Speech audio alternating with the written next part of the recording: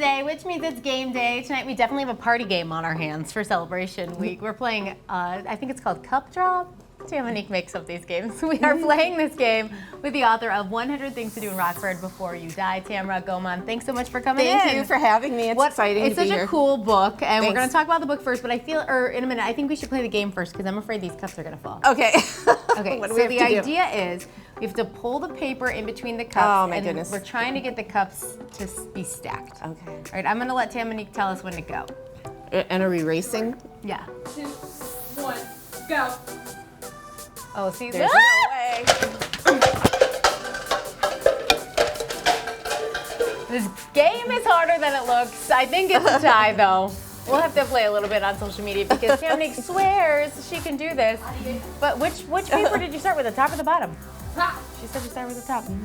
I don't know. We'll play again The bottom for might you on have been good Instagram. because it would give it some weight. Yeah, well, we both lost, but we both win because we get to was a talk tie. about your Yeah, fun great, book. thanks. So tell me, what inspired this book, when you wrote it, Okay. and you know, Well, all the 100 things. as a career, I'm an architect and a technical writer for an engineering firm, but my side gig is creative writing, and I have a lot of projects going at any time. And this is a while ago, like 2016 or 17. I had been at a writing conference, and the publisher of the 100 Things books had presented there.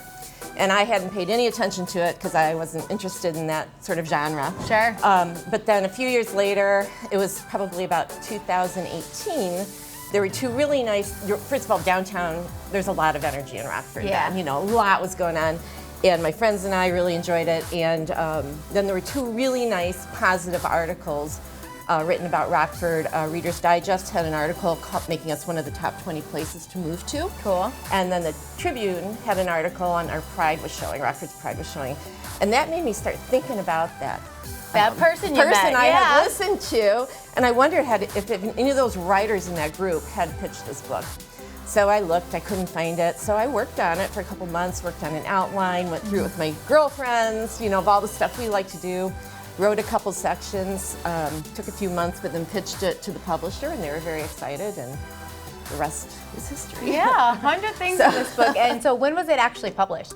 It was published right at the holidays, right before 2020, right Okay, before cool. COVID hit. So obviously, COVID took a big chunk of fun out of our lives. It did. But the book is still relevant and was still relevant during the times when we couldn't really go places. It is. Well, and when we had the shutdown, I, like everyone in Rockford, was very worried about the local and locally owned and unique businesses and events and venues of Rockford, and wanted to support them. But I was also personally worried about the content of the book. you're like, I hope this stuff's But still there. when we came out the other end, everything that's in there did pretty well. Yeah. Now there are a few things that have changed. Cities are living, breathing things. And- Absolutely, and it's always businesses gonna closed, change. businesses Yeah. open.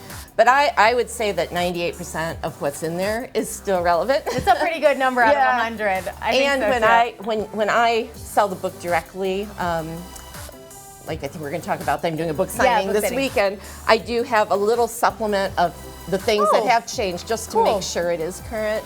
But I think, though, we're doing sort of a reboot on it because I think more than ever, while things came back, I feel like the energy is just now coming back. And Yeah, so I think I it's agree. a great time totally to agree. do a reboot. All right, so and to tell us start about this promoting book things. signing this weekend. It's at Barnes & Noble in Cherryvale between 11 and 3. Okay, so you can stop by and get your book signed, Yep. get a copy of this book. Yep. All week we're doing a celebration theme, and this is a great gift. That's great, For yes. anyone who is new to Rockford, or Yes. even somebody who's lived there their whole life. You get them this gift and see if they've been doing all Yeah. these 100 things.